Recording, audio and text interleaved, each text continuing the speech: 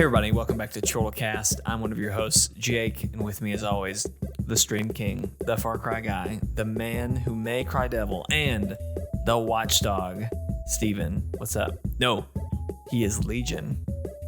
That's a better one. Steven, hey buddy. Hi. I was going to say Charlie Boyd because that was the star of my stream that I did. Oh yeah. But, which one? The one that you had to start over, or the one that you on PC?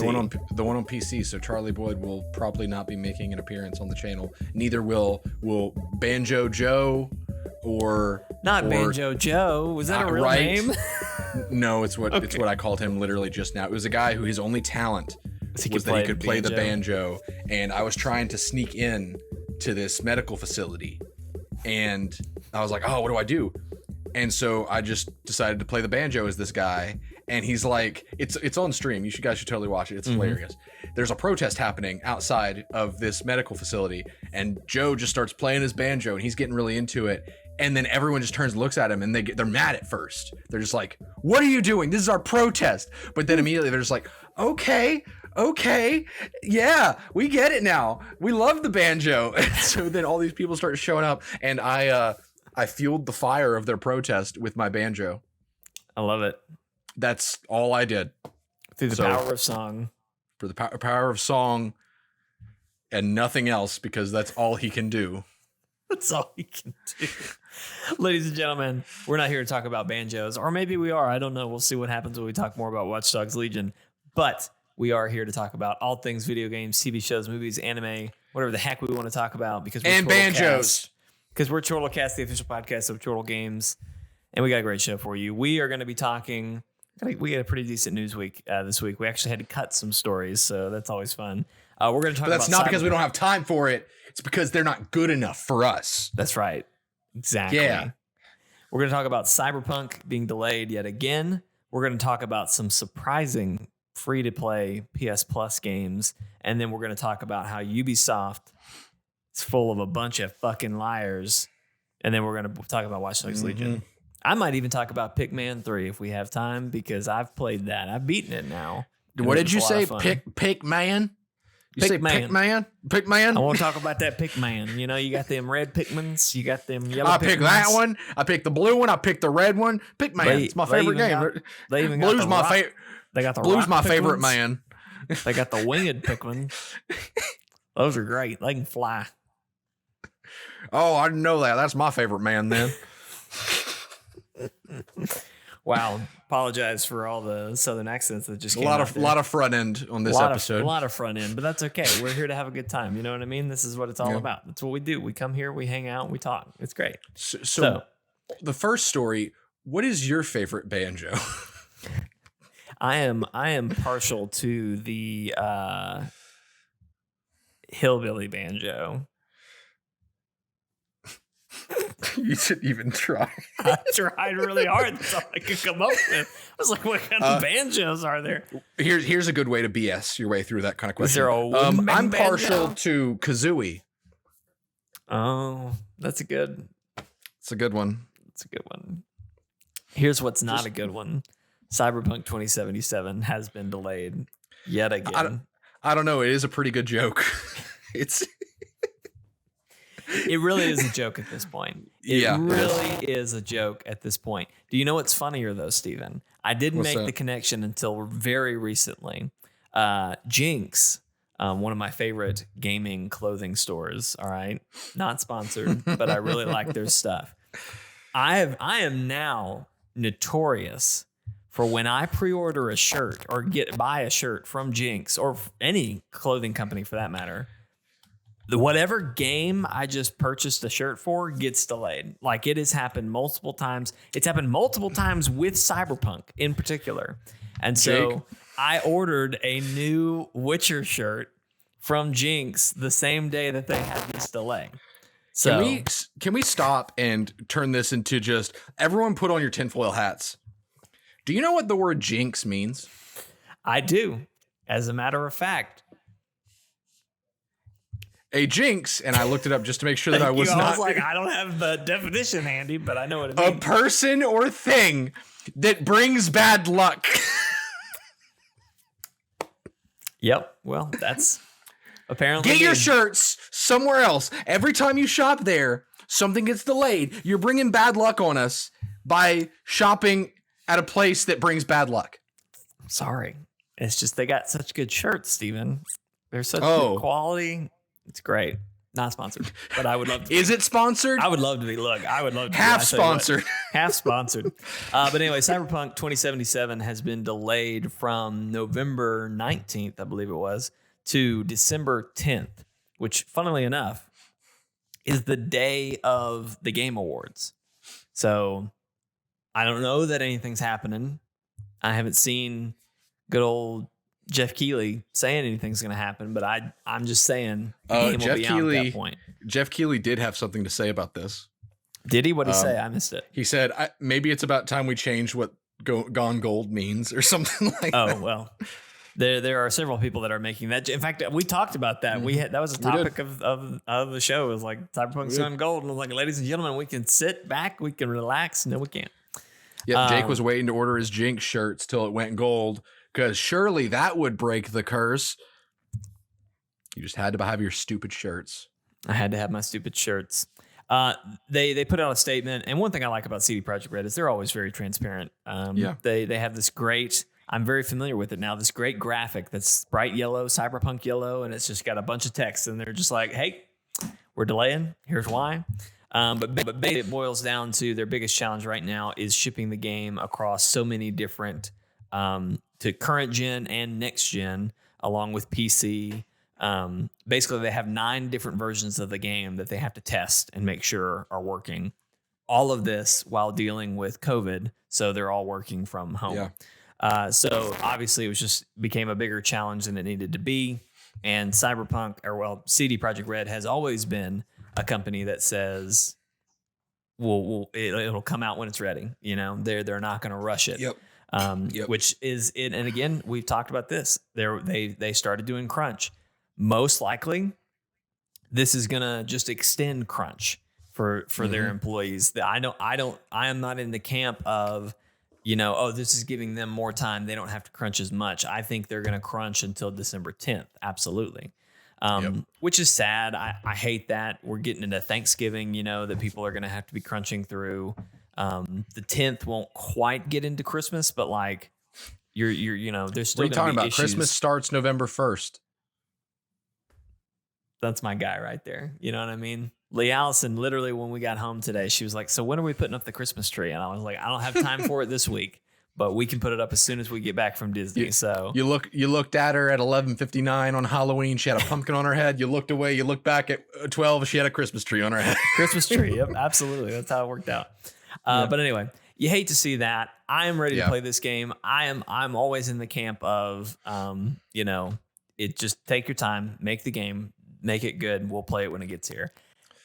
You kind of mentioned, Steven, it's almost a joke now, right? I saw a great tweet. There's an amazing Miyamoto quote, creator of Mario, who he has this quote that says something along the lines of, a bad game will always be bad, but a good game, like is it that quote? Yes. Is that what you're talking about? Yeah. I think he botched it. It's like a bad game released before it's ready will always be bad, but a delayed game could be good eventually. And so someone put out a quote that was, a bad game released before its time is always bad. A delayed game is probably Cyberpunk 2077. And it was just like, wow. And then, of course, and their Twitter has been really great about it, too, because like people are egging them on and everything. And I've seen some where they've retweeted, and it's like, if I had a nickel for every time I've heard the joke, Cyberpunk 2077 will release in 2077. They were like, we could have put the game out already or something. So anyway, great stuff. But hopefully it'll come. Hopefully December 10th will be the date. We won't have any more delays. Or at the very least, if we do have delays, it's for the benefit of the developers and not just to get it out. So I wish you mentioned. Go ahead. No, I was just gonna say I kind of wish they had just made this a next gen game. You know what I mean? Because if they had a few, if at the first delay when they delayed to September, I really, really feel like they should have just gone ahead and delayed to no. They should have, instead of going to December, they should have, or I'm sorry, instead of going to September, they should have just gone ahead and pushed to November and said, hey, it's going to be next gen. And then like maybe they still do a PS4 version, but I really wish they had kind of just shifted gears at that point. But yeah. I don't know. Yeah. If there was a company to do that, it would have been them, because their audience, I'm pretty sure, is more PC, which would not have affected PC at all. But that's a hard thing to do, especially with this one that's been such a long time coming. For them to say it's no longer on these, that would have been really, really hard. That would have probably backfired on them. But yeah, I guess what I'm trying to say is, like, even when it launches on December 10th, I'm going to be playing it on a PS5 at that point, right? But we hope. I say that I'm not Target. So I'm knocking on something. Target. I just got a new TV for this PlayStation. If it doesn't show up, all my furniture in my living room is going to laugh at me like an idiot.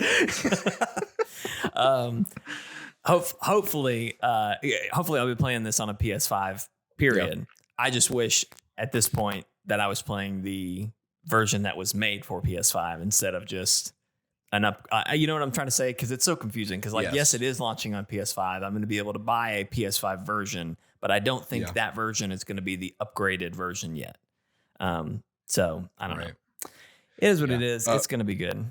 Yeah, but before you move on to the next story, I wanted to mention real quick, because I was reading this today.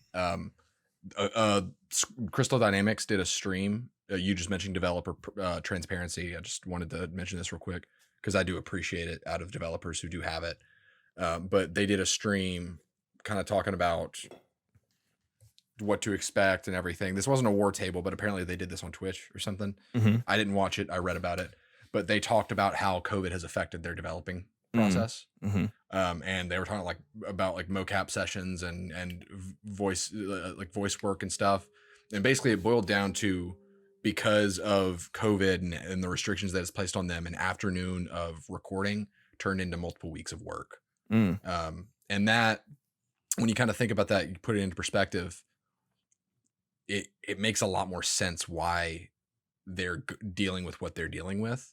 Right. And it gives me a lot more hope that they do know what they're doing, because when you look at all those restrictions and everything, and look at the fact that they have been patching and fixing and updating the game every single week significantly, I just really appreciate that. And I do believe that they're being honest when they say, like, yeah, this would have been an afternoon, but now it's multiple weeks because of restrictions. I do believe that. I don't think they're trying to just be like making excuses or anything. As somebody who's working in video production, I can tell you that stuff like that is it is so hard to work around some of these different restrictions.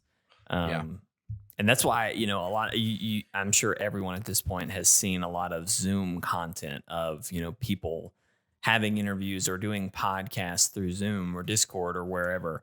Like that is honestly with how everything's going right now.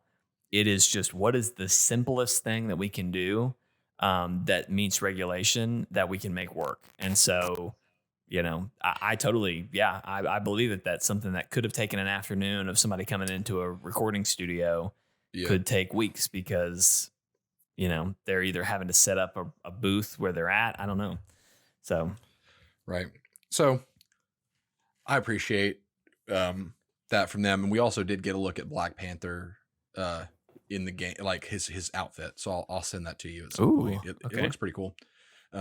If it's legit, it looks legit. Yeah. But yeah, just wanted to kind of give them a shout out in case you were wondering, like, because I hate hearing things like Ghost of Tsushima Legends is a better game than Avengers and it was free. I hate hearing that, because like Crystal Dynamics worked their butt off with this game. They have put a lot of work into it. They continue to put a lot of work into it. And the vision is definitely there. It just was really bad timing. But that's just kind of the story of the year, right? So whenever I get the chance, I just want to kind of throw some their way, kind of. This is how I am with like People Can Fly and Outriders. People that don't seem to understand what Outriders is, I try to be like, hey, let's take a minute and look at it and like, this is what it actually means. Or I just like clearing up lack of context, you know? And I think that Crystal really does deserve kind of a bit of recognition for giving it their all, even though the game's already been released. Like, they are very much committed to this game, or at least that's certainly how it seems. When was the cutoff to get that bonus stuff for playing the game?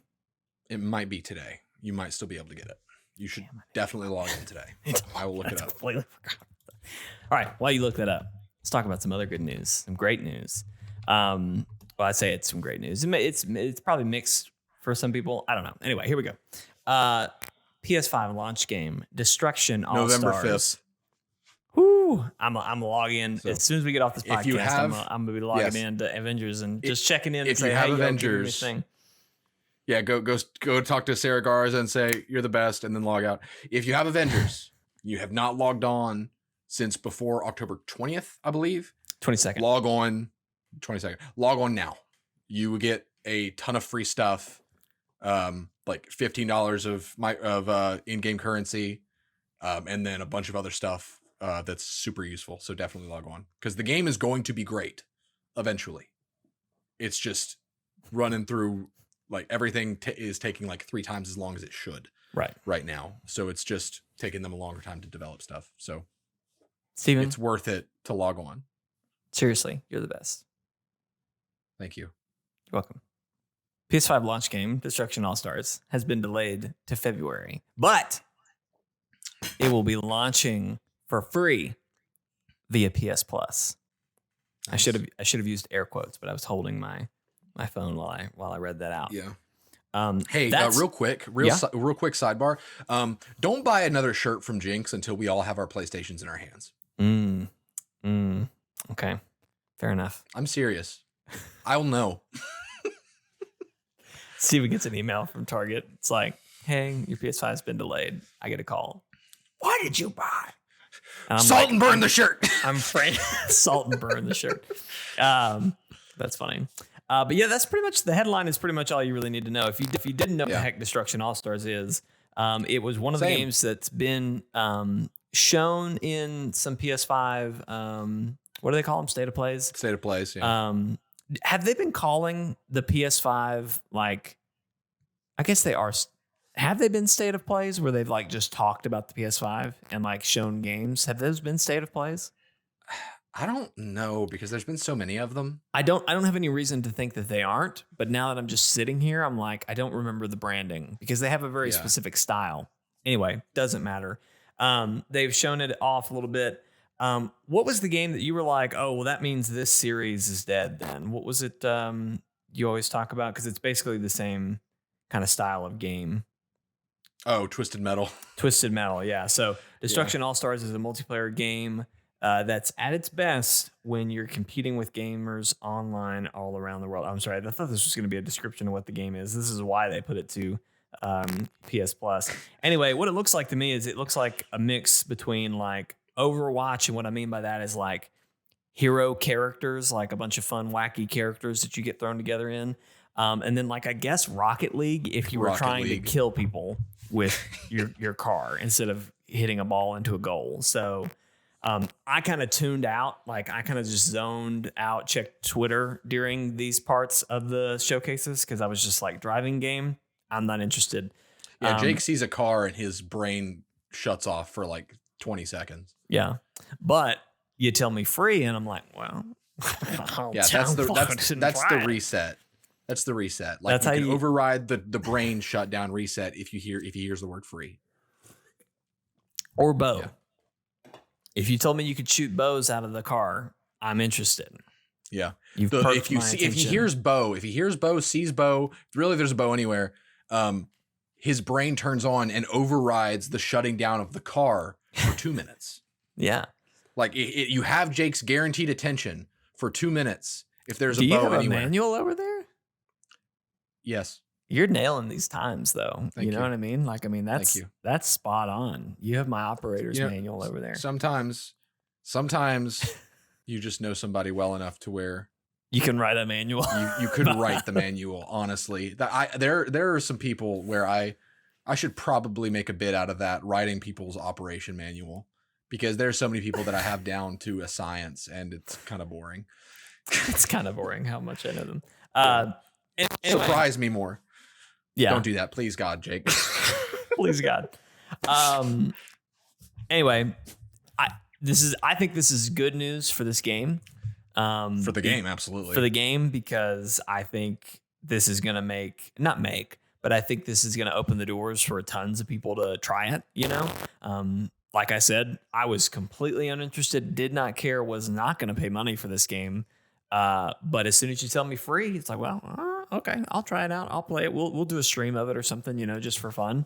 And then who knows, we might play it and think, golly, this is awesome, you know?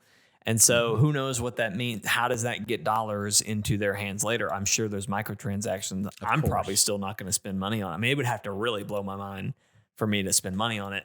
But you get what I'm saying. It's just like, okay, that's interesting. How is this going to work? So I love it for the game. It's definitely going to give the game some life.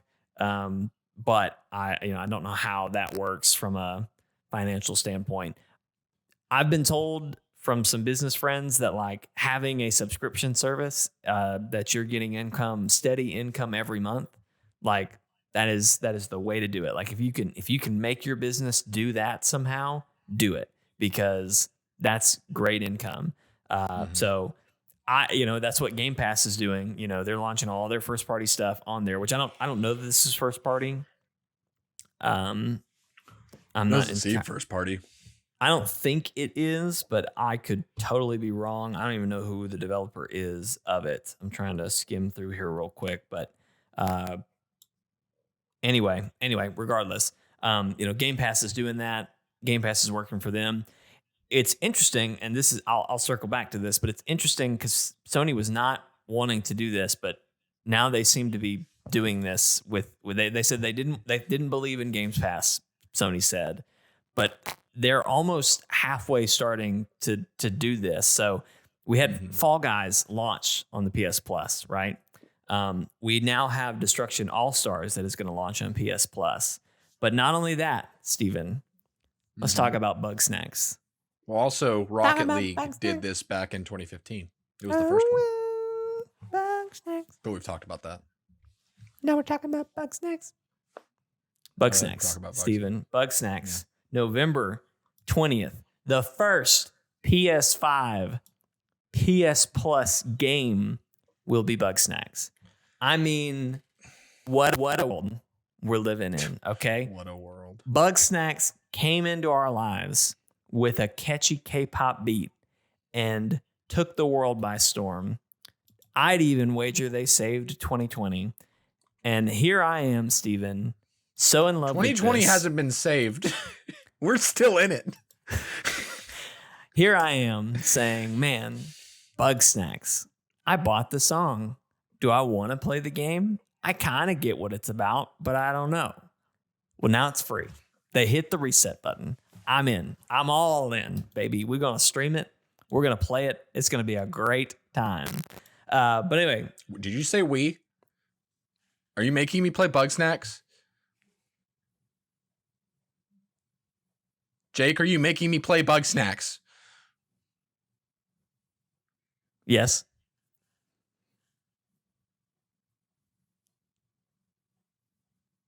Probably for Extra Life.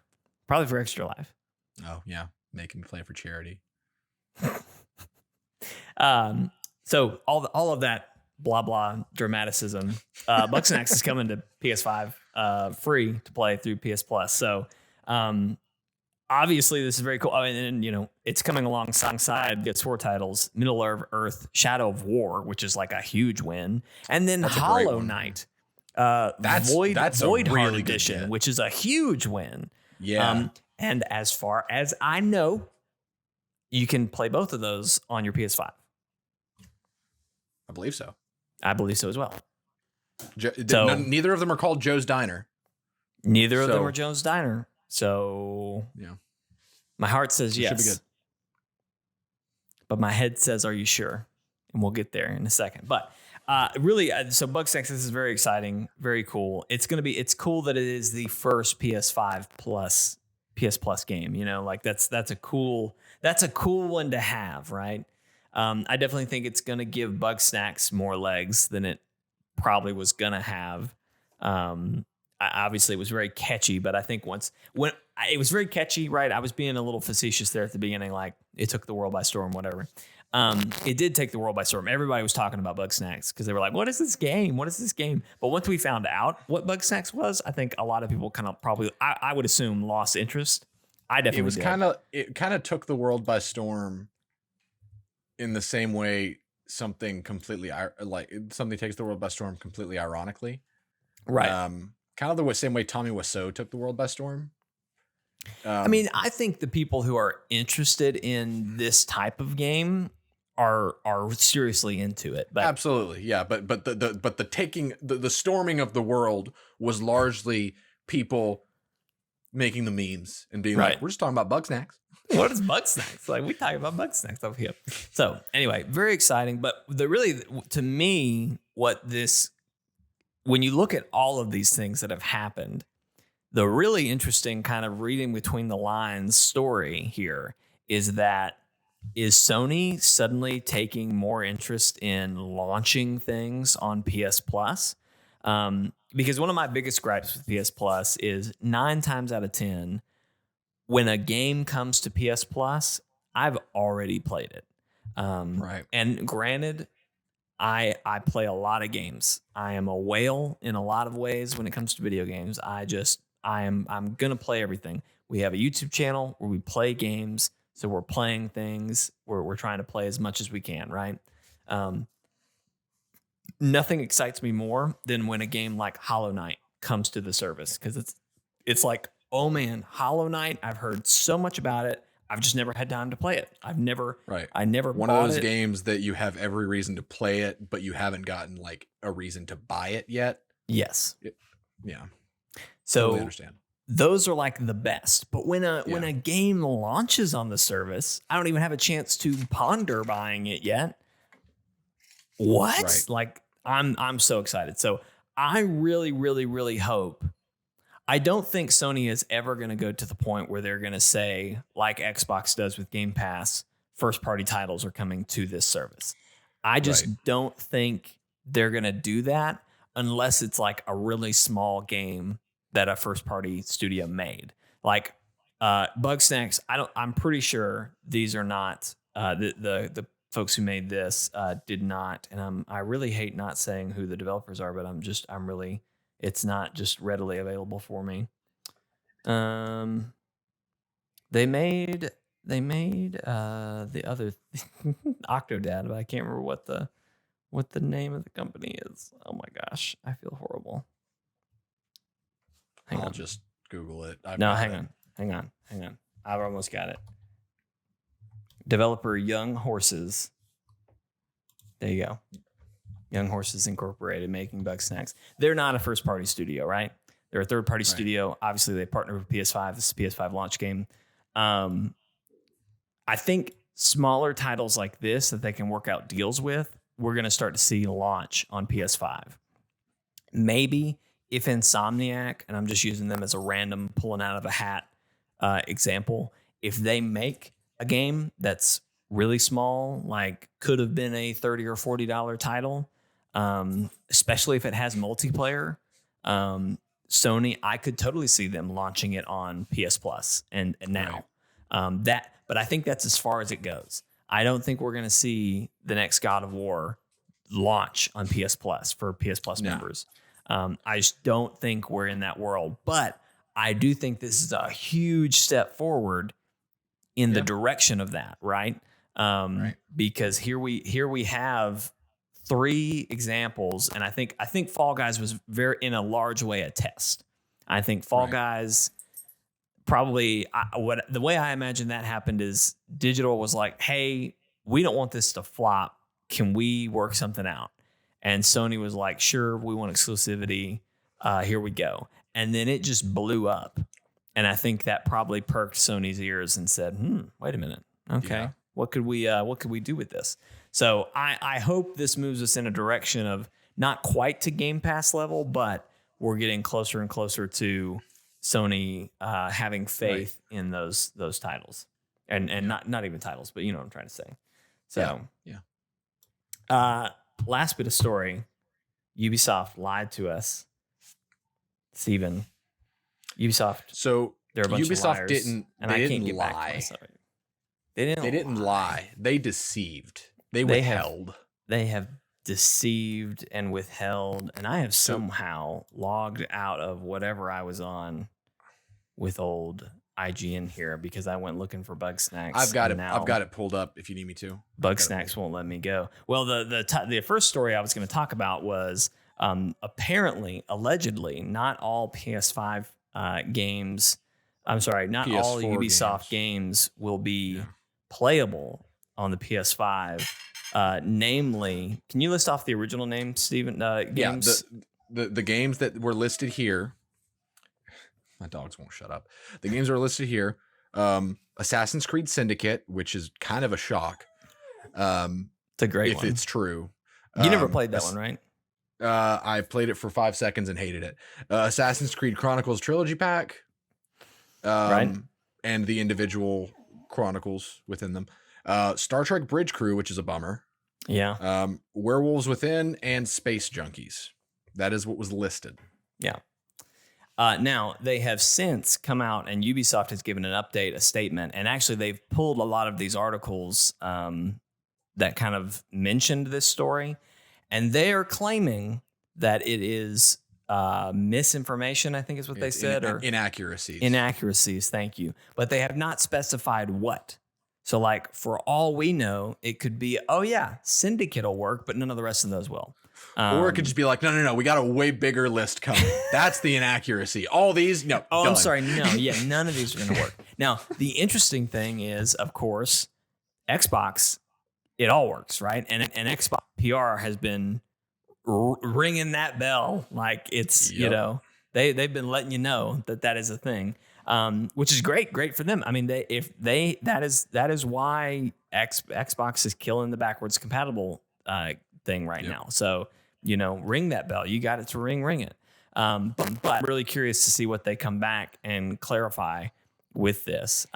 But they are misinformationers in more ways than one. Last week, we didn't have a big news week. So Steven and I got into a big, long, dramatic discussion about cross play and cross progression with Watch Dogs. So much, we went so long and so deep into like theoretical moral questions that I have really forgotten what the point of the conversation was. So, Steven, what did they claim? What have they not followed through with? And so I'm going to ask you this, just so that it's not just me saying Ubisoft was withholding, but it just be because I'm an idiot and misunderstood. So, Jake, what is your understanding of cross progression with Ubisoft Connect?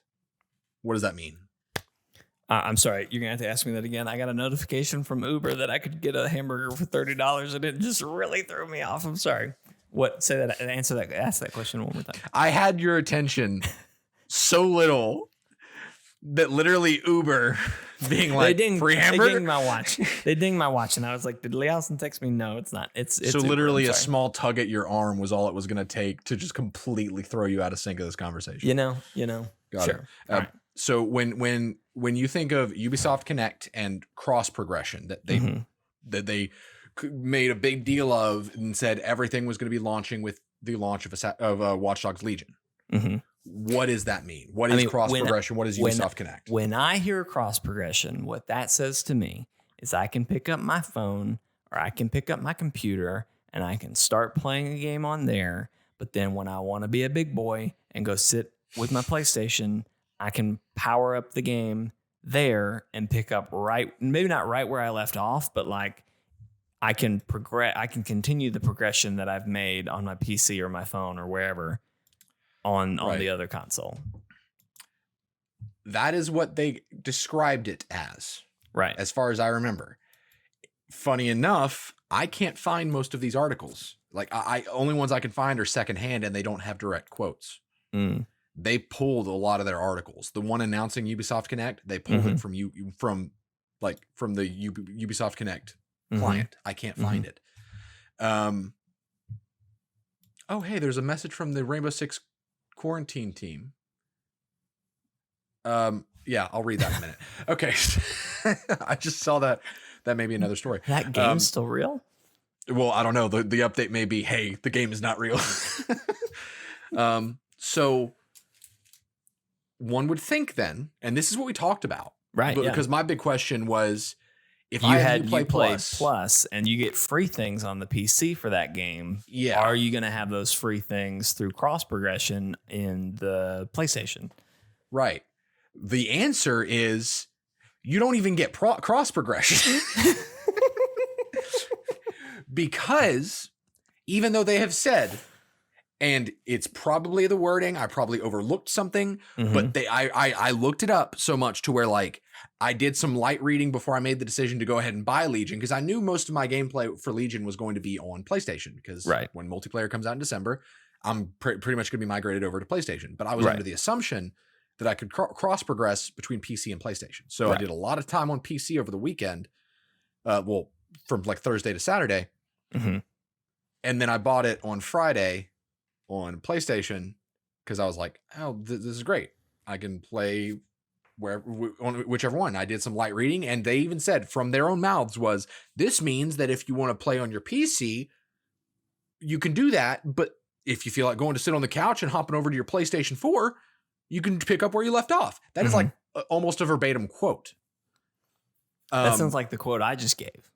So, well, it wasn't you that I was quoting. It was someone from Ubisoft that I was quoting. I know, but it sounded like my quote. So apparently, this does not include Watch Dogs Legion, or at least not the single player.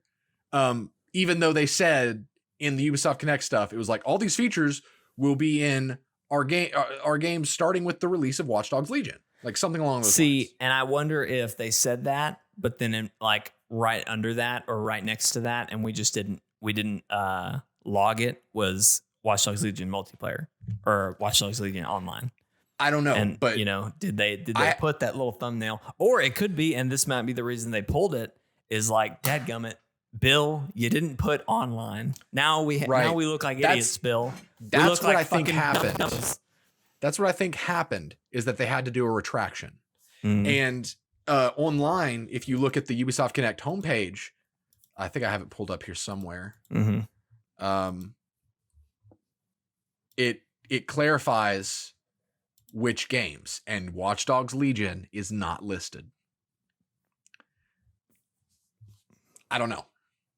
It's kind of sketchy, because if they're going to be like, oh, moving forward, all of our games starting with the release of Watch Dogs Legion, but literally the one thing that anyone cared about, cross progression, is not in the game that they cross launched with Ubisoft Connect. Right. That doesn't make any sense to me. Hopefully, and I'm very curious about the specification of online, because I noticed this the other day when I was jumping back in the game. From the main menu, it says continue story or play online. And I kind of was just like, why is that here? Like, wouldn't I? And I personally think it's weird.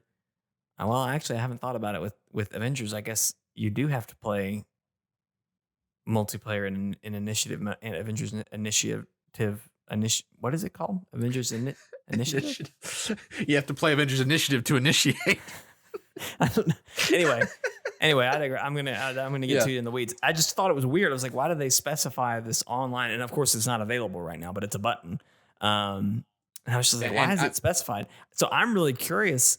How is that going to work? Like, am I going to have a completely separate playthrough for multiplayer, or like, am I going to be able to bring? Is like, Harriet's my main character right now.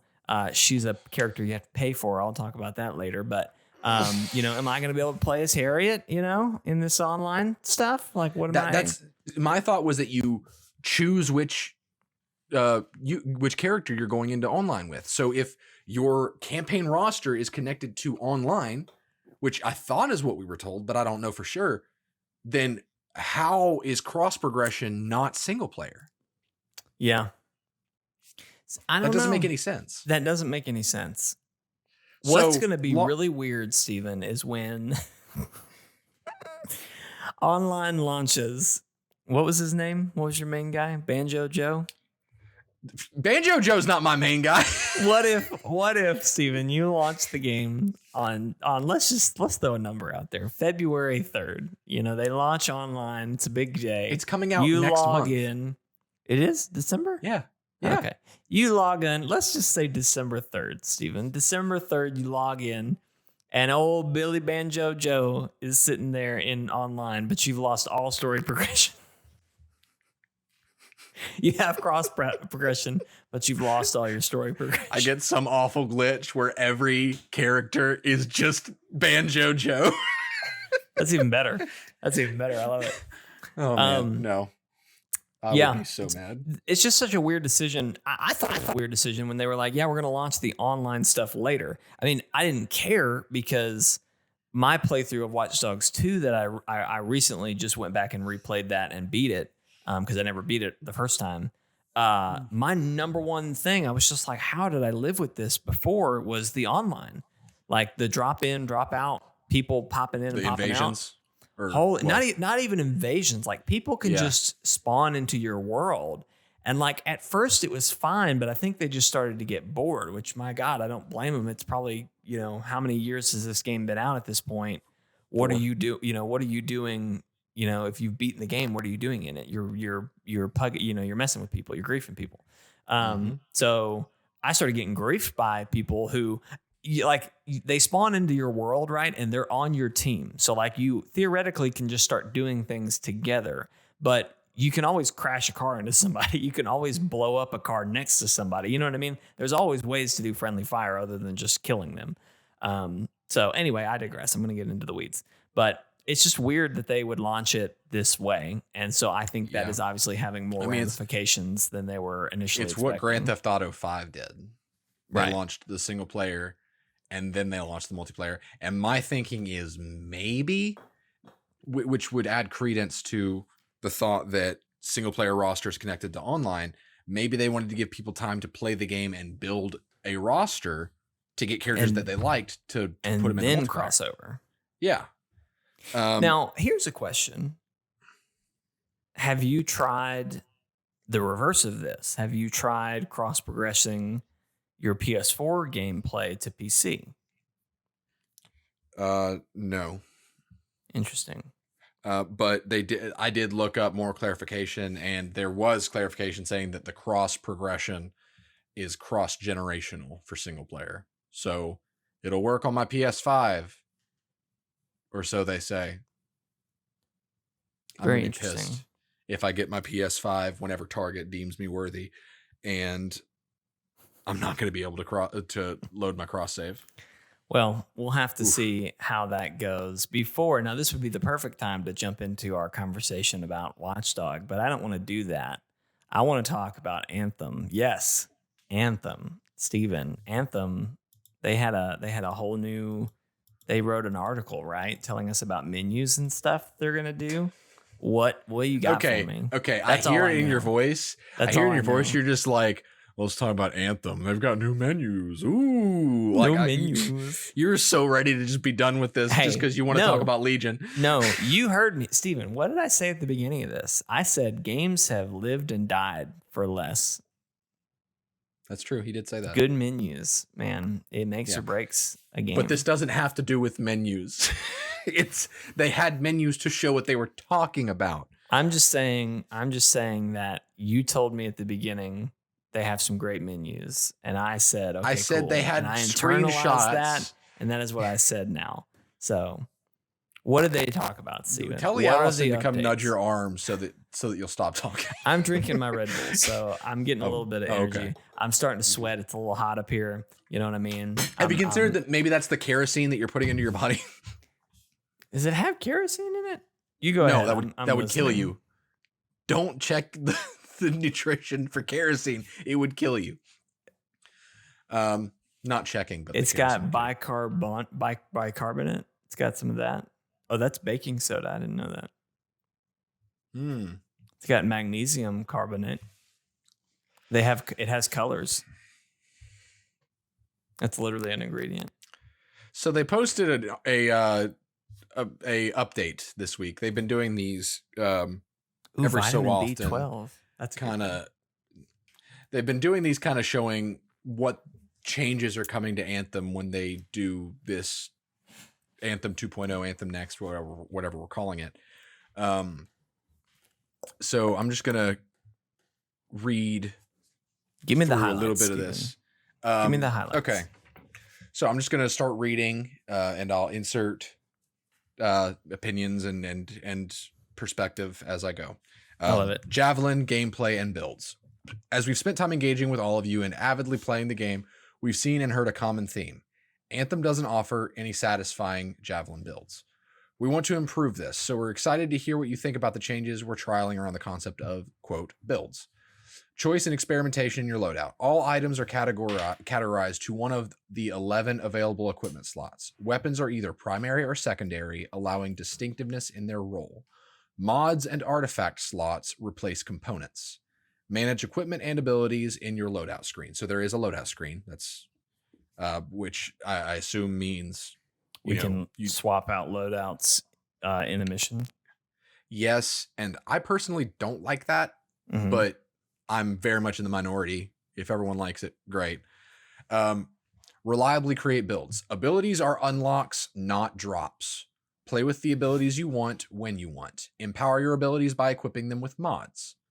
Builds are defined by the synergies of specializations, abilities, and equipment. Inscriptions improve build synergies, but are no longer the primary factor. Each Javelin provides choice and progression through skill trees. Each Javelin can level up, awarding skill points. Skill points can be spent to unlock abilities, passives, and stat boosts. Each specialization has its own advanced skill tree. And then they show a picture of the Ranger, and I'll copy this over to you real quick so you can kind of see what I'm talking about. This is the Ranger skill tree kind of thing.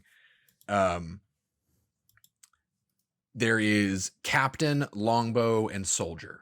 Those are 3 specializations. He said the magic word, ladies and gentlemen. That's not what it's probably Longbow missile pod. I know, but it has the word bow in it. So that's okay. Well, this is the Rangers. So I have you for 2 minutes now, so I should probably keep going. Expand on the fantasy and play style of each Javelin. Javelins can access multiple specializations that cater to different styles of gameplay. Each Javelin now wields a powerful artifact that can be customized. When considering how you grow and become more powerful in Anthem, we observed that pilot level isn't a satisfying measure of your progress. So we set out to answer the question, what would it look like for freelancers to become more skillful at piloting each Javelin?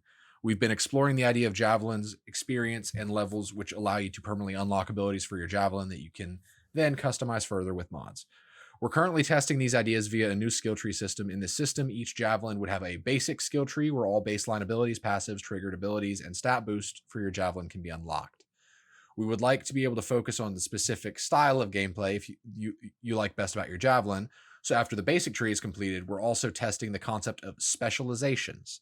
Each specialization would have an advanced skill tree where you'll unlock specialization-specific abilities, upgrades, and more.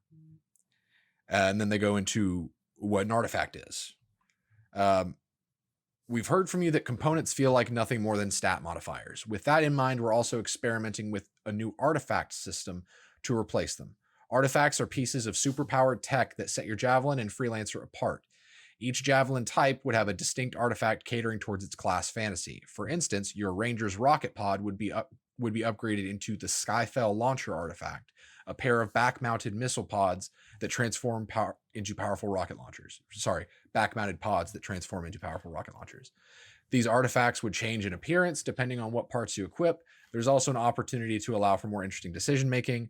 The parts you equip would contribute to a powerful passive ability generated by the artifact. And then they go into thank yous and stuff like that. But basically the gist is they're going to be a lot more ways to manipulate builds rather than just equipment. There's skill trees, there's specializations, which was a huge boost for me, because I love the concept of specializations. Like Rangers can spec specifically into one of 3 different things. So you could have a soldier ranger, which is really good with grenades and guns, for example, teamed up with a captain ranger, which is good about team healing. So they're both filling different roles, but they're both rangers. Right.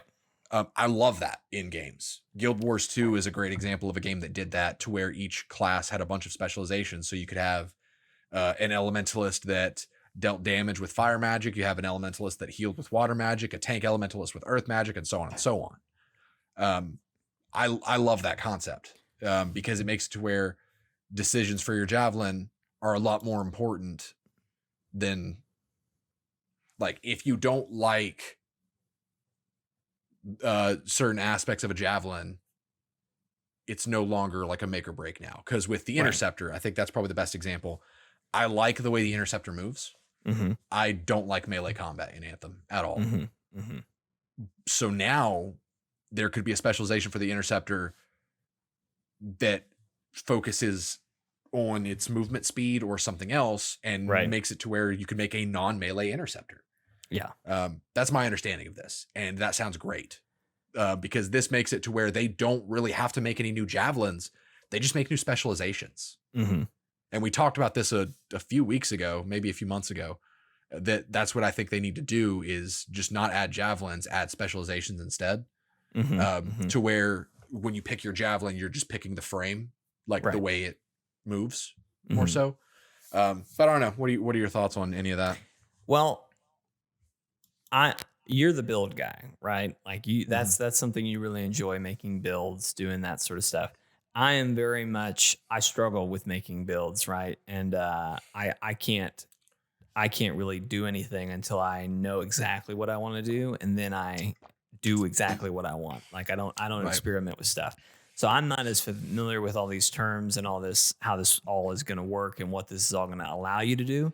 But especially looking at some of the photos you sent, and then just hearing some of the keywords you were saying, like mastery and basic skill tree and this sort of stuff, what it sounds like is they're taking a page out of Avengers book, and they're saying, it sounds like Outriders in Avengers, because it's got a lot of Outriders in its DNA with that skill tree. See, I mean, I almost would call copyright and plagiarism on the way that skill tree looks and the menu from Avengers. I mean, it sounds just like the skill tree like system for Avengers to me. And again, I'm just a man who likes to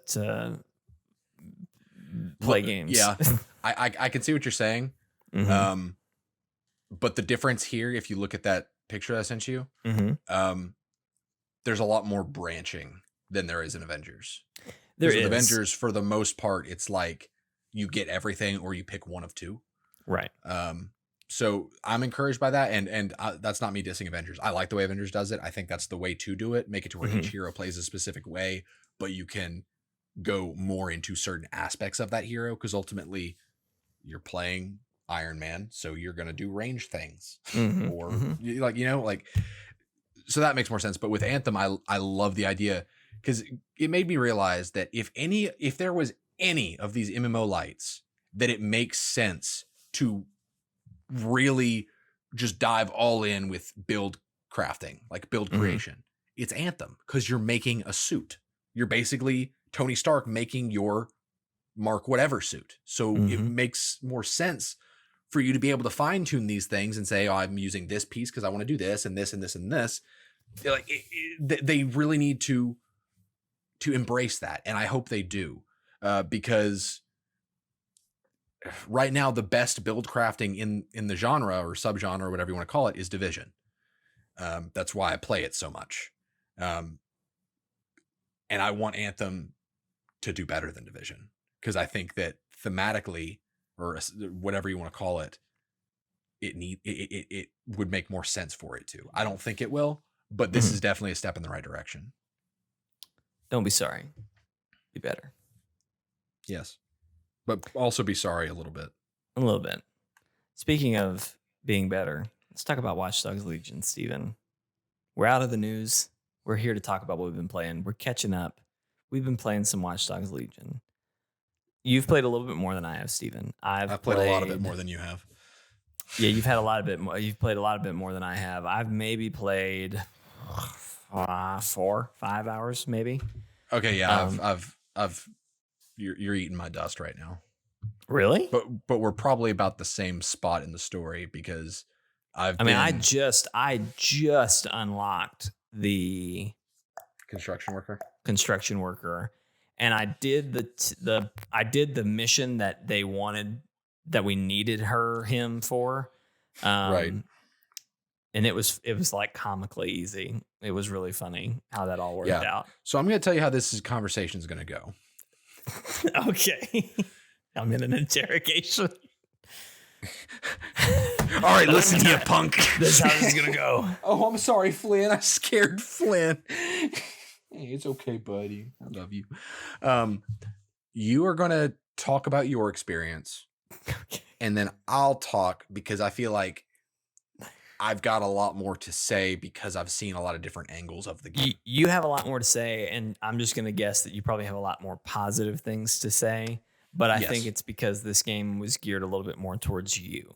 So, absolutely. By and large, I am enjoying my time with the game. I want to play more. I'm just not invested at all. You know, we always talk about Watch Dogs 1. You and I really connected with Aiden, right? And I, you know, we're working on the review for that right now. And Steven has a lot of really interesting conversations about why did this story focus so much on Aiden's revenge thing when there was this whole huge, like, what are we really letting people do with technology? Like kind of conversation that's happening. It's the backdrop to this revenge story. And Steven breaks that down in the review a lot, but it's fresh on my mind because I'm editing it. But listening to your review, trying to plagiarize me in podcasts.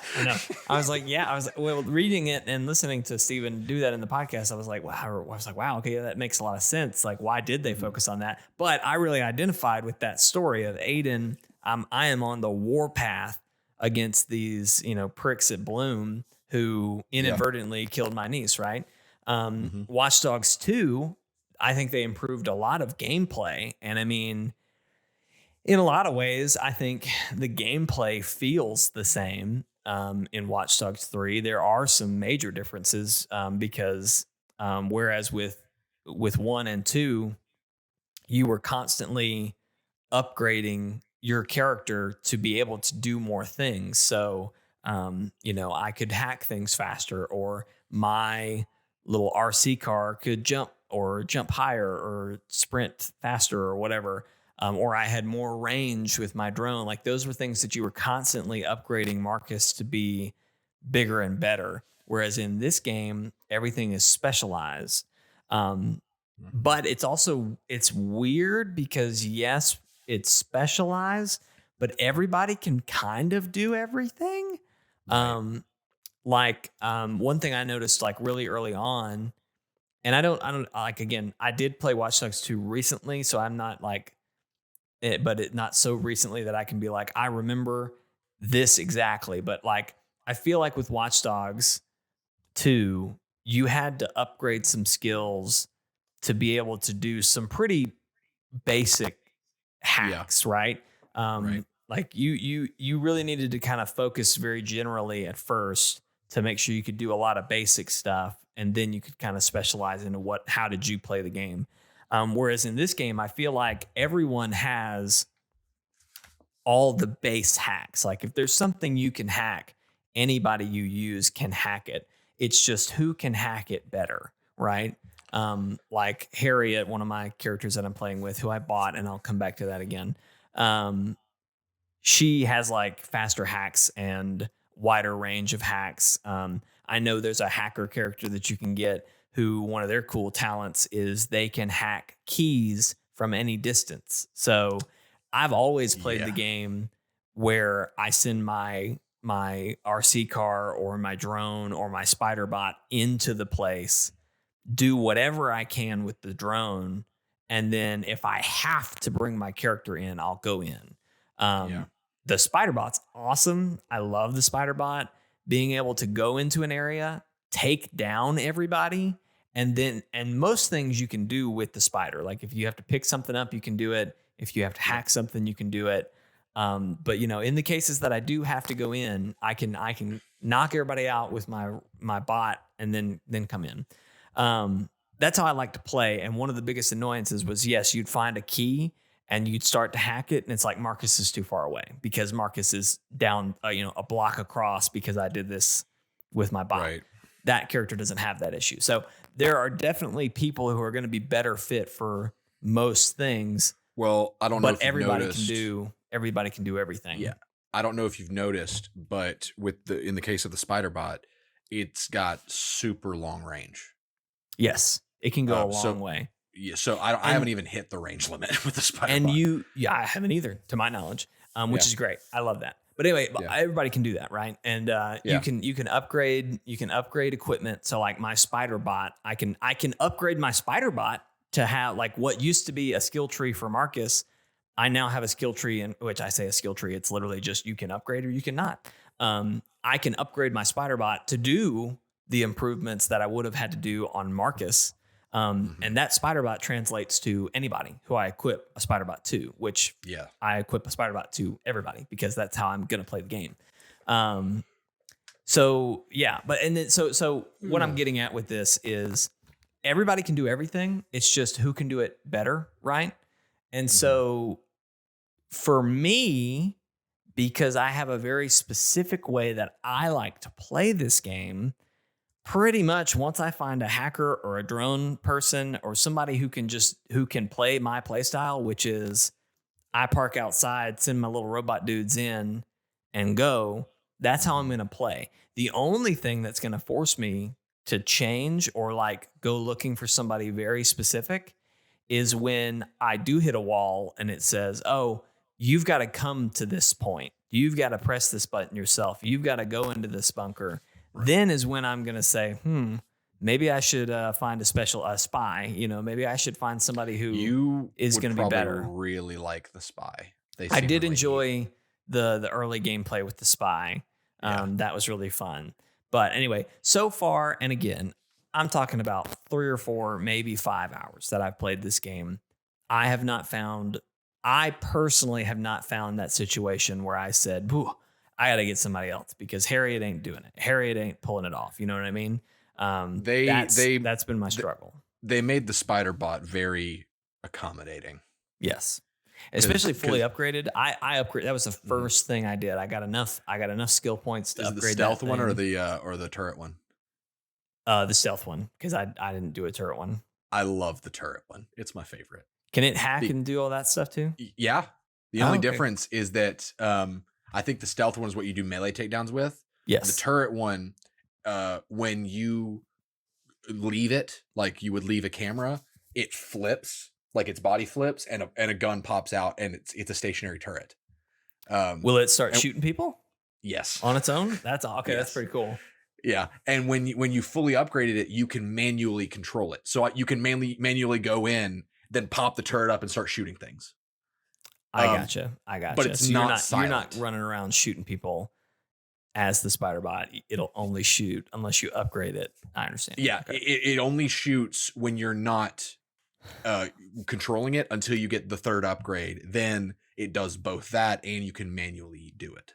That's pretty cool because you could set that thing up, pop it even down, better, run in and go. Even better. You can stick it on vehicles and make it an automated turret while you're moving. I've done that. I had a cargo drone. I got a cargo drone. I was under attack and there were just a ton of guys. So I summoned a cargo drone, threw my spider bot on top of it, hijacked the cargo drone and flew it to their flank. And the spider bot was shooting all of them. I love it. It was so good. The cargo drones are amazing. And I kind of hate that the construction worker is the only one who can like natively summon those. So far as I know, they're not. They're not. But the construction workers are the best ones as far as I can tell. I've seen people who aren't construction workers, but they do have cargo drone, but it's like adjacent to construction workers. Like they may have the wrench as well or something else, but they may not have the nail gun. So there are others, but let me tell you the person that I'm trying to find, because I found one of. I wish that was just an item that I could equip, because that would be the thing that would make me unequip a spider bot, which that's another complaint I have. I hate that I can only equip 3 things, and 2 of those things are weapons, because again, I don't play this game guns blazing. I hack away and just stay outside and don't touch nobody. But here I am. So did you notice that how limited the guns are too? No, because I don't play that way. I don't use the guns. Are there? There, as far as I can tell. Again, I'm really early in the story. Mm-hmm. I have been just going around London. I finally got my drone expert. He looks awesome. He's my new main, probably. Mm-hmm. But so far, it seems that the weapons that DeadSec can have, like the ones that everyone can get, are all non-lethal. It's a shock pistol, shock shotgun, shock SMG, and shock grenade launcher. See, I'm cool with that. I've always played Watch Dogs Legion as a non-lethal, try to be non-lethal character. Obviously, accidents happen, but right. But that's why when you see a character who has a weapon as one of their perks, it's useful. Because those shock weapons are not silent. So I found a homeless man who had improved stealth and a silenced pistol. And I was like, heck yes. Want to join DeadSec? He was like, join? Yeah. We give you a home. Yeah. So he's my stealth guy. Sleep in. He's my stealth guy now. He's your stealth guy. And so I like that aspect, because this game, you can totally tell this game was designed for multiplayer. Yeah. Because, and I'm going to be very confused if, again, this is why I'm just assuming that the multiplayer is tied to the campaign roster, because you pick a character. Like if you're going to deploy on a mission together, you pick from your roster who you're bringing, and you're just like, hey guys, I've got a really good construction worker. I've got that covered. And then someone can be like, okay, well, I'll be our hacker. Then another person, and so on and so on, picking from their DeadSec roster. That just makes sense to me. Right. But I don't know, with cross progression being a load of crap. I don't know what's going on, but, I have been frustrated by this game, especially on PC. Hang on, are you about to get into yours? Because I'm not quite done. There's one or two other things I want to say. Keep going. So sorry, I just this is how you said you wanted to go, so I'm just following the rules, right? You laid down the hammer. So my biggest thing is, like, I'm still trying to figure out why do I need other characters? How am I going to work that out? I'm starting to open up to it. Like I'm starting to, and this, I'll just jump into my next point. Well, it is very buggy. There are a lot of issues. One of the things in 2 that I loved doing was getting my RC car and jumping into a skylift and then hacking the skylift, right? And then taking my RC car wherever I need to go. Right. Tried that with the spider bot. Did not work. It worked for me. Well, I came across an issue where if I had a spider bot in a lift, once I started moving the lift, the spider bot was translucent, and it would just slip through anything that the skylift tried to do. So I ended up having to get my character up there and go and do wherever I need to do, which I would have gotten to the top of the roof and found out that the spider bot can't go anywhere. Don't know why the spider bot can't climb walls. I think that's a bunch of BS, but here we are. Yeah. So I've experienced a bunch of glitches and weird stuff like that, but that's to be expected. And I'm sure they will continue to patch things out, and that's fine. I'm also very notorious for getting glitches. I just don't mind them, so it's not a big deal. Last thing I want to talk about. I hate how much Ubisoft freaking has all these microtransaction store front things, because, and it's not obtrusive. It's not, oh, you can't beat the game if you don't buy this weapon. Like, It's not like that, but like they put some freaking cool stuff behind a paywall, right? Like, if you log into the store right now, we're sitting here in November of 2020, like a week after the game's launched, right? If you go into the store, there is a costume pack for these freaking cosmic knights, okay? And you get like a gold, silver, and I think like a rose gold plate armor with capes and like helmets that have like digital hologram stuff. Like you look like freaking Final Fantasy 2027 characters, okay? I mean, like fucking bananas looking character. It's so cool, but you have to pay for it.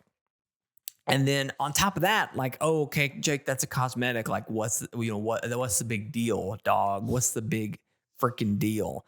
Well, they're also selling operatives. And right now there are 3. I think there's 3. There might be 4. There's a pack. It's 3. There's a pack called the Jungle, right? Or something like that. The Jungle Cats or something, or I don't know. Anyway, it comes with Harriet, who I've been talking about, her code name is the Lynx. And I really didn't read their skill trees. She has some holographic cat ears, okay? And that's all you had to say to me.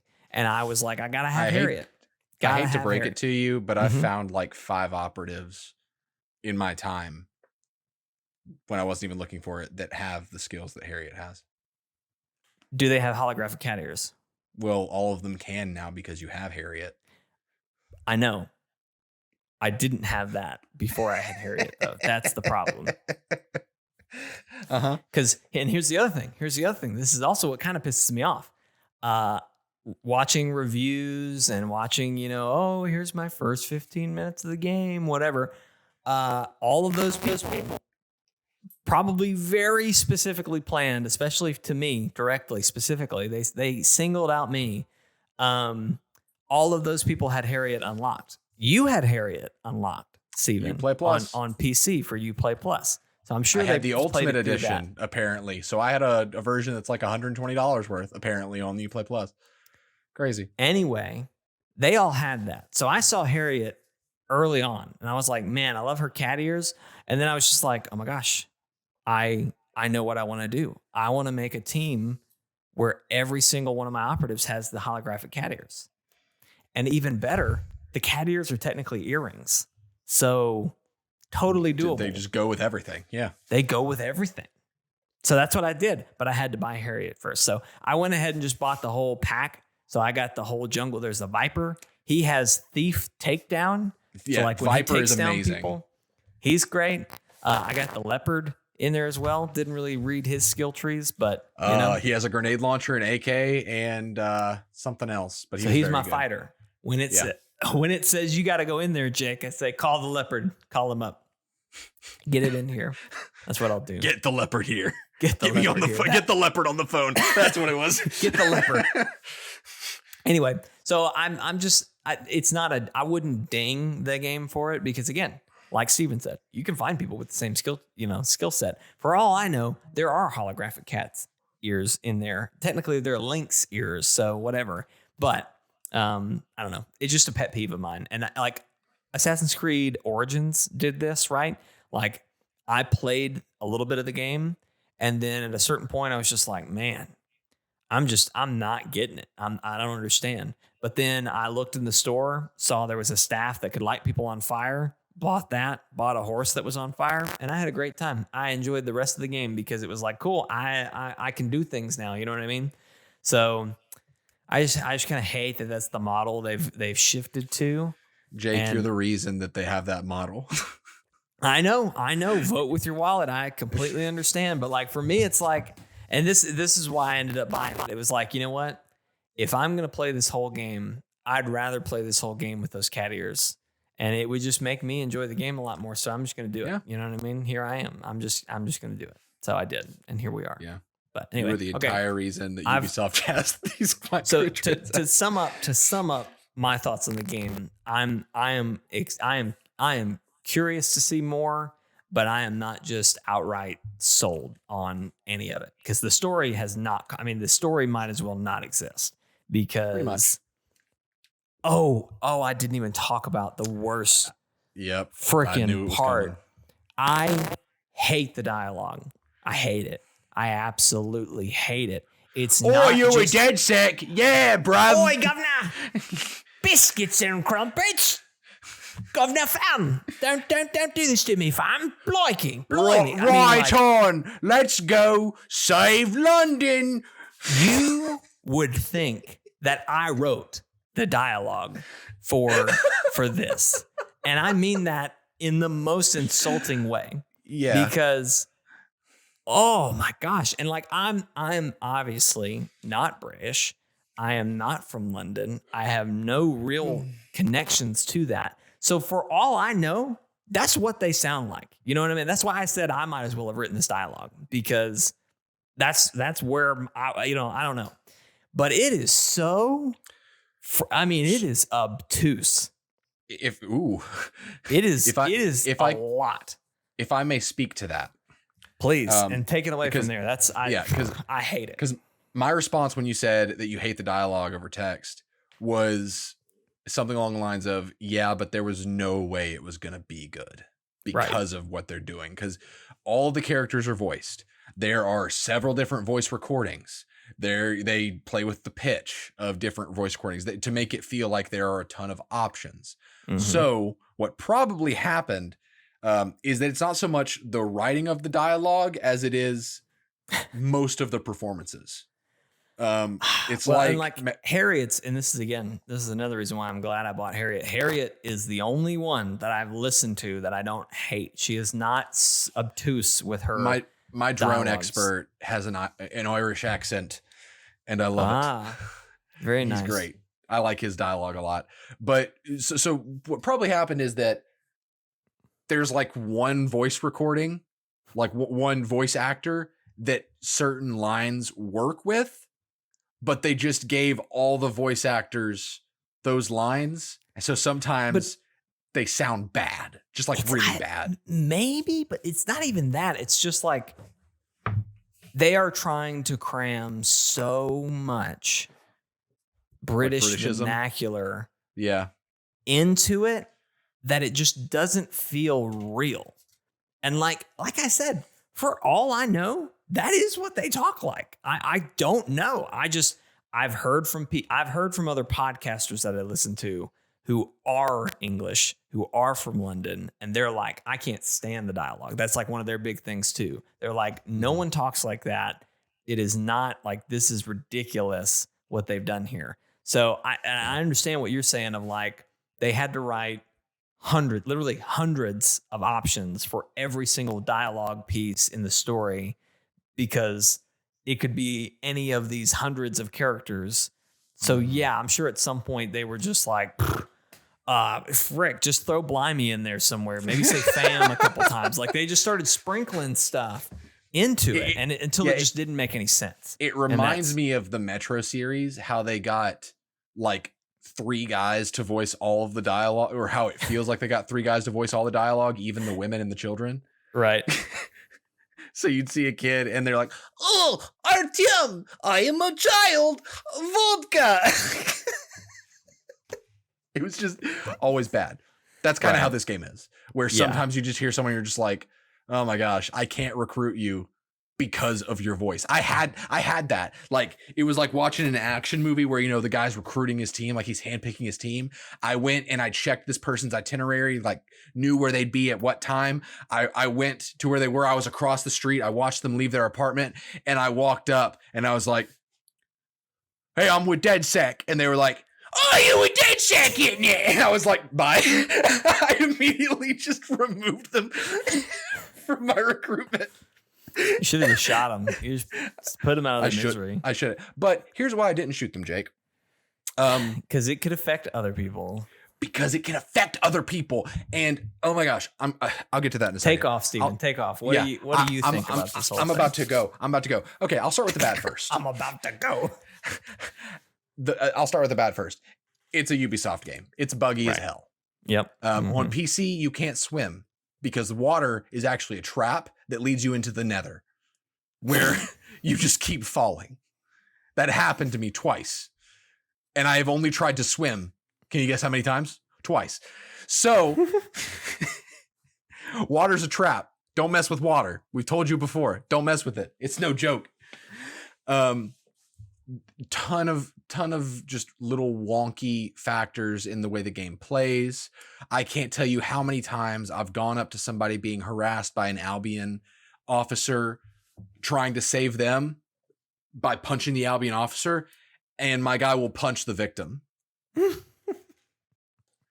Thankfully, it breaks up the harassment, so even though their nose is bloody, they still walk away from it being like, oh, Charlie Boyd saved me from that man, even though Charlie Boyd broke their nose in 3 places. So there are a lot of problems. The story is generic. It's a story that you would expect from a game that does not have a lead. People are their criticisms are found, like they're legitimate. But I feel like with characters like Aiden, that's going to be alleviated some because there's going to be a lot more care put into them. Mm-hmm. Like Aiden's going to have a unique dialogue, of course, and special missions and stuff. So that's going to lift that a little bit, I think, but we're not there yet. We're talking about the game right now. So the story is underwhelming. It's kind of weird that there are so few guns, and in a lot of ways, the hacking, like the progression. I remember I talked about how I hope that there's a way to find hidden potentials in characters. Like even when you find a woman who I've seen this person, her only perks were randomly hiccups to alert enemies, randomly farts to alert enemies, may die randomly. The may die randomly is the funniest perk to me. I've watched several videos where people recruit them. They like shake hands, say, welcome to DedSec, and then they start playing as them and immediately die. And it's like, what are the, like, why did you bother? Like, what was the point? You do. You find someone that has gain Ito on recruitment, may die randomly, you recruit them, and you just let time run its course. So here's a question that I have. Because you mentioned a homeless character, and I'm sorry to derail, but I've seen several homeless characters who they have a perk where they can beg. Yep. Can I leave my game running all day and just have them begging? Like, will the game shut me off? Will it cut me down? Because I don't see how that's a beneficial perk if I can't do that. I don't know. I'm going to test that this week. You should. Honestly, the homeless people are kind of the wild cards. They can be anything almost. Because I found one that was a good hacker. I found one who the really good stealth character. I've seen a lot of them that can beg. Like, don't overlook them. They've got a lot of talents. But where was I before you asked me that?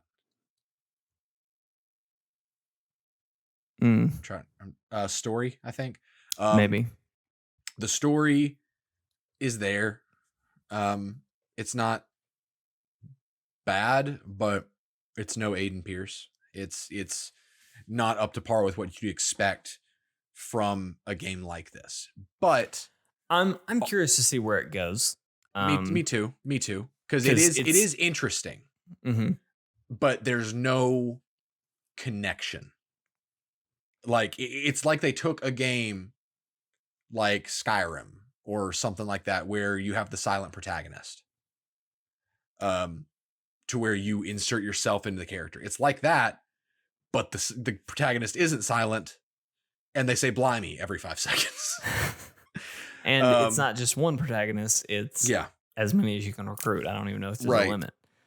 There is, and that's well. Before I keep going, here's another negative. There's a limit to how many people you can mark for recruitment.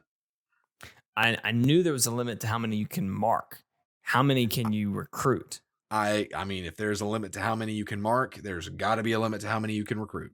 I kind of assumed the same, and I'm curious to know what that is. It pisses me off that there is a limit to marked for recruitment, because the way I don't really drive many places in this game, unless if it's really far. I walk most places because I watch the streets.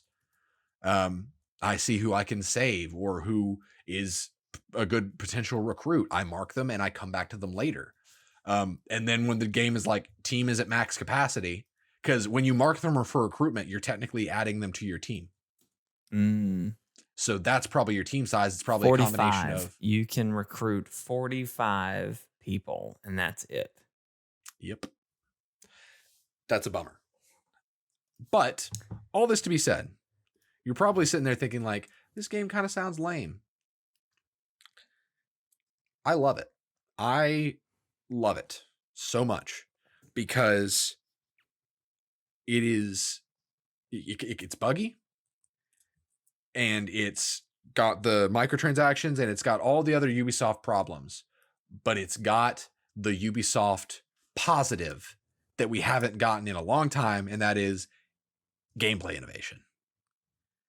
This whole play as anyone, recruit anyone gimmick is the entire reason the game was made. And I love it just for the fact that I'm kind of seeing this game as their testing ground.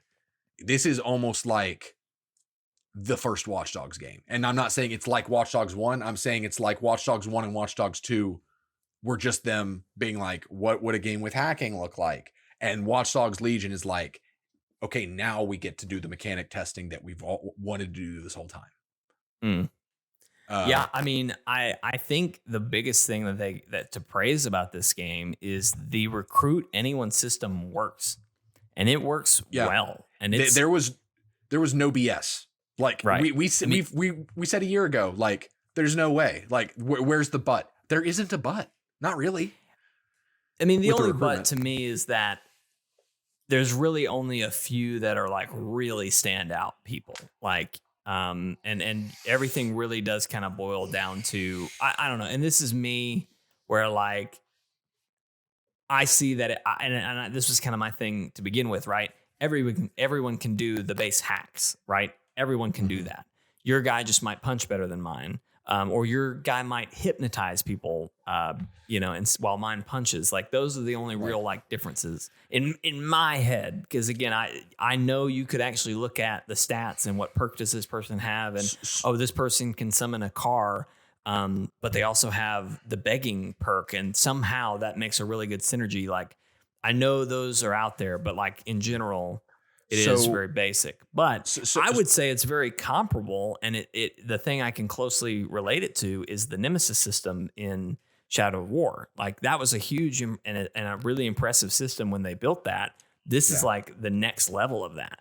And I'll get to that more in a second because it goes beyond just, I mean, it's already a crazy amount of coding and just some kind of sorcery that every character you see not only is coded with these different skills, animations, voice lines, appearance, all like there's just so much coding, but they all have bios. They all have relatives, associates, acquaintances, all this kind of stuff. And that's what I'm going to get to in a minute. But just real quick, I wanted to mention the perks and things you talked about, none of them really standing out. There's depending on where you are in London, you do get a lot of that where you just kind of see someone who gives you a clothing discount and is a shopaholic at the same time. You see that all the time. I've seen that a ton.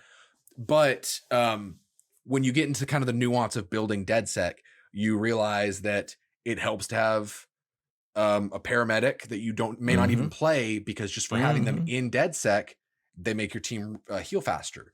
Likewise, the gain Ito on recruit apparently is not just when you recruit that person, it's anytime you recruit anyone. So if you have somebody who has the gain Ito on recruitment, if you read the description of the skill, it says gain money every time you recruit someone to DedSec. So that's maybe they have to be the one to recruit them. Maybe that's what it is.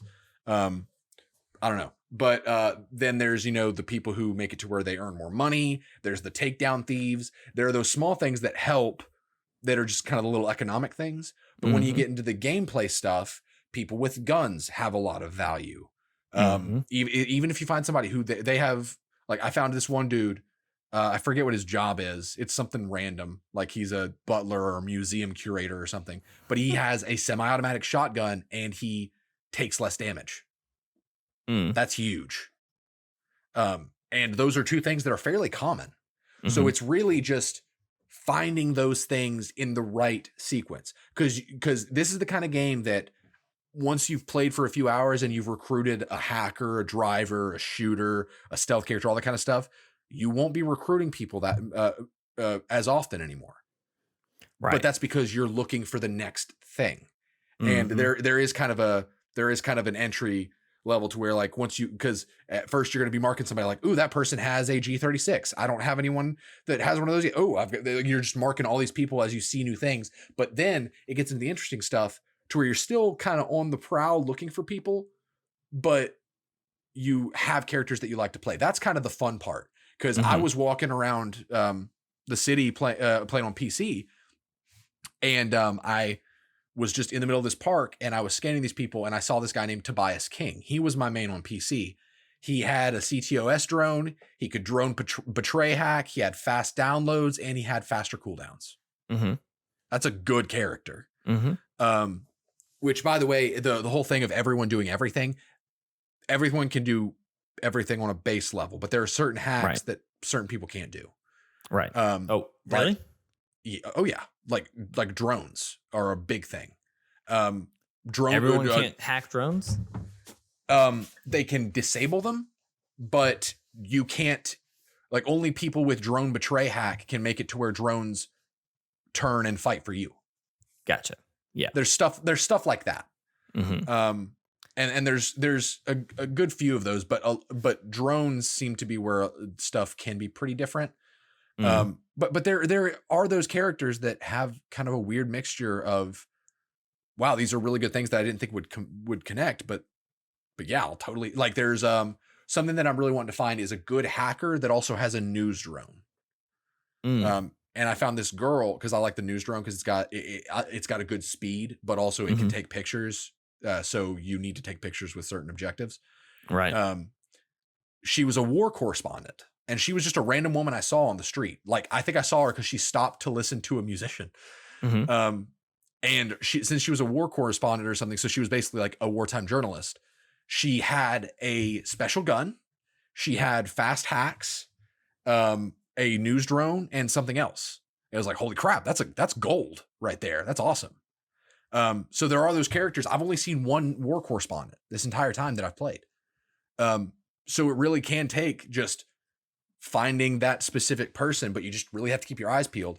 But the thing is, you can do things to manipulate your recruitment.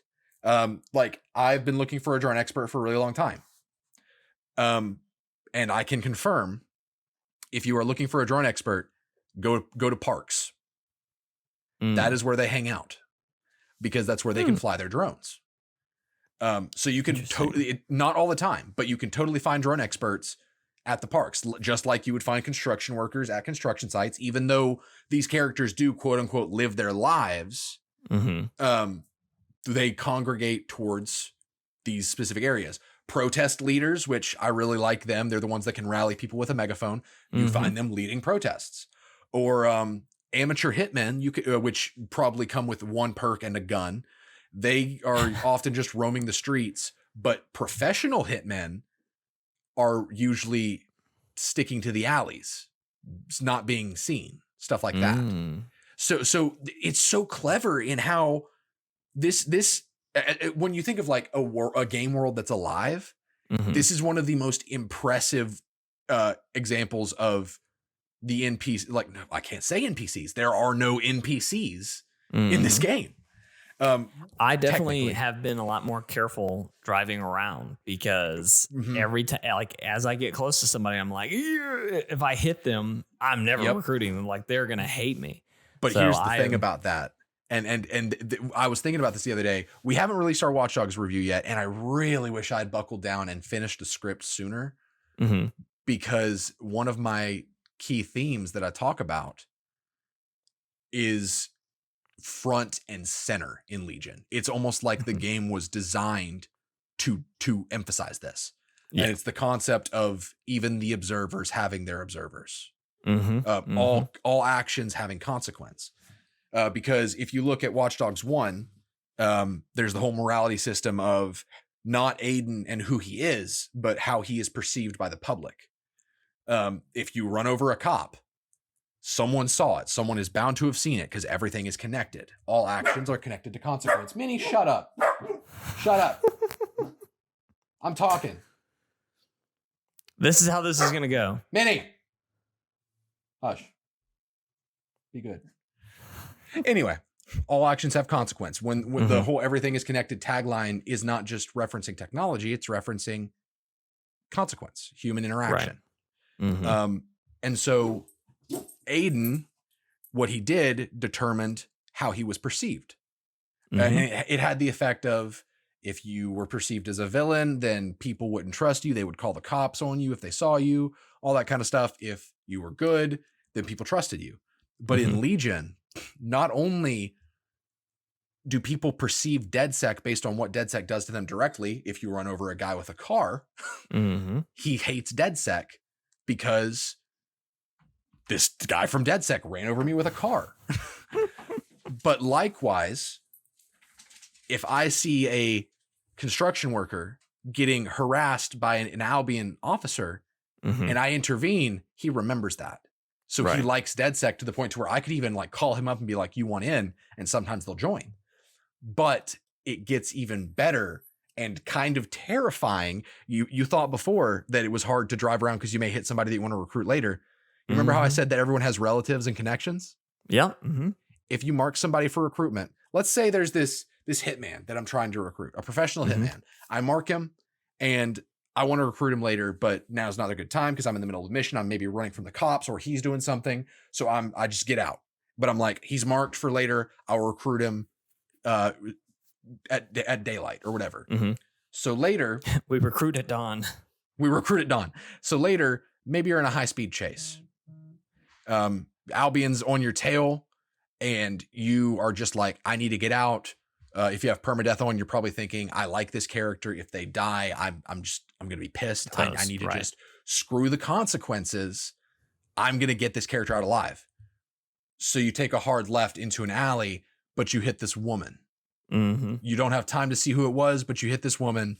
She dies because of your actions. Your actions have consequences. Everything is connected, but you get away. So once everything's safe, you're just like, okay, everything's good now. Let's try to recruit that professional hitman. And he hates you. And you're like, what did I do? Why does he hate me? Because that woman you ran over was his sister. That can happen in this game. Yep. I ran into an older guy who looked really cool. I didn't really see any skills that I was just like, ooh, I got to make sure to get that skill. But all I noticed was that he was like double negative, and it was like DedSec killed his son. And I was just like, oh, damn. Okay. I'm not worried about him. Like, he's not going to join me. Which I'm sure I could make him, but it was like, oh, no, I ain't going that It would direction. probably be really hard. But sometimes, like, when they hate DedSec, it looks like they're dead. Like, they've got like the red mark over them. So it's almost like they're deceased, or at least you're dead to them or something. I don't know. But so it takes that idea of everything is connected. All actions have consequence. And it really turns it into a game mechanic, and no one's talking about it. Like everyone's talking about recruit everybody, but no one's talking about how just the brilliance of making you consider every life. Yeah. Like Grand Theft Auto makes you devalue every life. Like you go out and you take a bazooka and you blow up an old woman because you think it's funny. That's what Grand Theft Auto is. But Watch Dogs Legion is like, that's someone's mom. Right. And that's so cool. That is so good. Like no one's done that before. And the game could be just buggy as hell. It can have a terrible launch, which it kind of has. It can lie to my face and tell me that it's cross progression. It doesn't. But at the end of the day, I applaud Ubisoft, and I hope we get more things like this, to where instead of getting the same game over and over again that's still buggy, we get a game that pushes the envelope, does something new, and can become better later on. I think that's ultimately the biggest thing this game does, is that they took a concept and said, how far can we take this? Can we take it all the way? Let's take it all the way. And I applaud them for that. And it works, you know, whether it's your jam or not, it's committed impressive to it. As hell. It's impressive. It works. And you know, there you go. But Anyway, I don't know. So we'll see more. We're definitely going to play more. I'm excited to see what the online looks like. Yeah, that's kind of what I'm doing. I'm just over here. I'm just having fun going around London recruiting my perfect DedSec. I'm going to play through the story. But come December, they could really do something cool with the online. This game, like the more I've played it, like I said, it very much feels like it was designed for online because the differences in the characters, like someone would need to bring, like that you would need to have somebody that has fast downloads for any time where you have to hold a position to download something. You want the fast downloader to do there's those things. Kind of like with Dragon's Dogma, how everyone who played it was like, wait, this game's co-op, right? And it's like, wait, no, it's not. That's so weird because there's forced aggro and there's all this stuff. This game feels like it was designed for co-op. Watch Dogs feels like it was designed for 4-player missions. And I'm hoping that they really take advantage of that and give us something fun. Supposedly they will. Yeah. In the online, from what we know right now. Yeah. I'm ready for it. Let's do it. Thank you for watching this episode of Chortle Cast. We do appreciate it. We do appreciate you listening to us ramble on about our passions for 2 hours. We appreciate you guys. If you enjoyed this, there's a lot of things you can do to help us out. Number one, if you're watching on YouTube, you're already at chortlegames.com. You can like this video, share it with your friends, leave a comment, and of course, subscribe. If you also are watching us, you might be watching us on Facebook at Chortle Games on Facebook. You can, of course, like, follow, share, comment, all that good stuff. And if you hate both of those platforms and think, why aren't they on Twitch? Why aren't they on Twitter? Which I don't know who watches content on Twitter, but if you're that person, I understand. We're there for you when we do live streams. Of course, the podcast airs every Monday at 12 o'clock Central Standard Time. It is not live. It is recorded as if it was live, but it is actually edited. Believe it or not, did I just surprise some of you? Steven's not even here right now. Bam.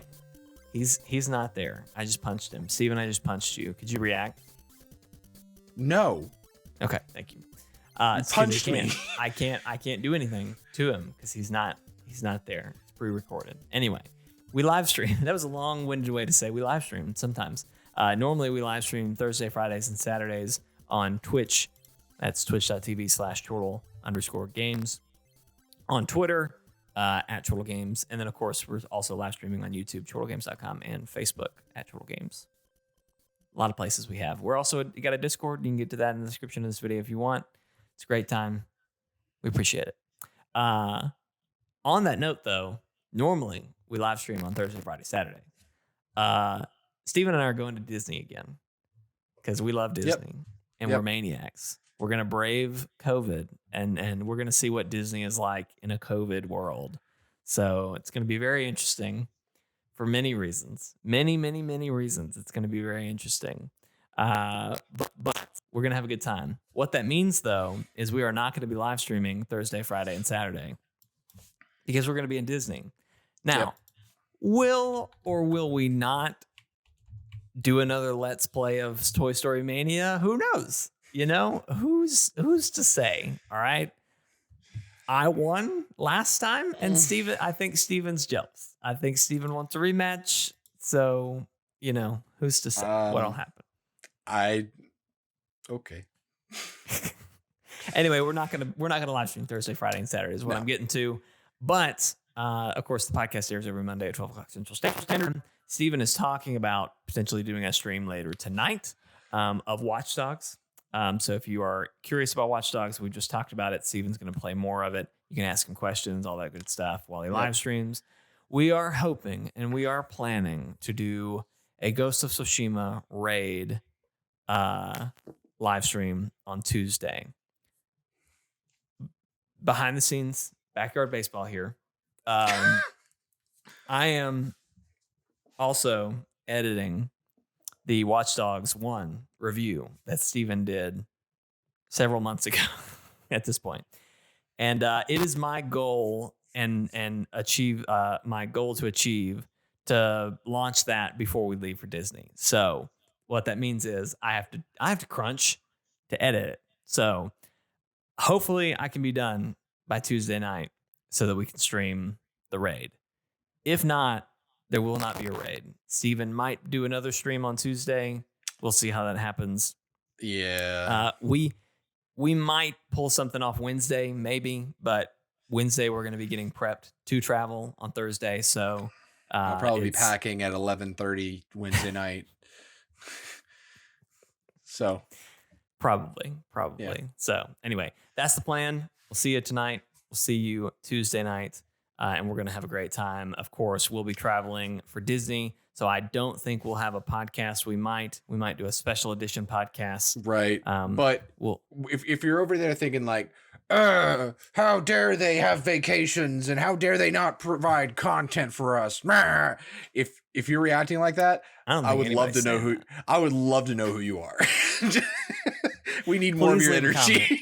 Please let us know who you are. But two, we are going to be spending a lot of this trip, especially the road trip part, because we are driving. We're going to be spending a lot of that time talking through Extra Life, figuring out what we're doing for that, because we are doing Extra Life. We are doing Extra Life, as you may or may not know, but actually, while we're at Disney, that is Extra Life's 24-hour live stream. So if you are a big Extra Life supporter, we've done Extra Life Game Day 24-hour live stream before. The 7th of November is the day, right? That's when it's happening. We have always kind of tried to do it around that day. So like normally we've always started on Friday night and gone into Saturday night. Some people start at 12 on Saturday and end at 12 on Saturday.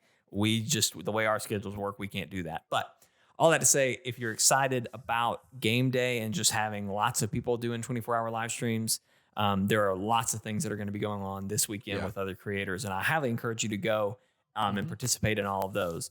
We are going to be doing our Extra Life 24-hour live stream on November 20th and 21st.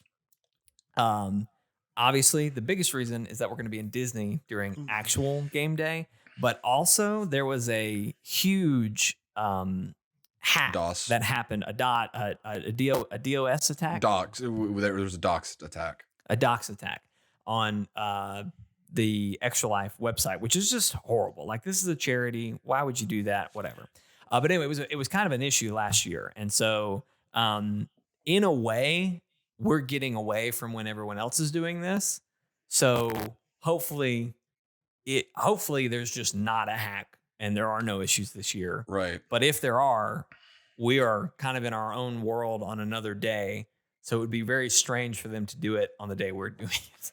So we're kind of branching out a little bit. That's not like, again, the main reason is we're going to be out of town. It's the only time we could go to Disney. So we're taking the chance. But as an aside, it is probably going to be better and safer. Yeah. So. And on that thought, if there are any suggestions or things you would like to see for Extra Life this week that we are gone, Jake and I are going to be in person. We're going to be hanging out. He's going to be stuck with me this whole time. It's going to be fantastic. He's going to hate me by the end of this trip. But before he starts hating me, let us know. We're going to plan Extra Life. We're going to plan Extra Life. So let us know if there's any ideas that you guys have, like reward tiers or donation tiers or donation rewards or games that you want to see us play, stuff like that.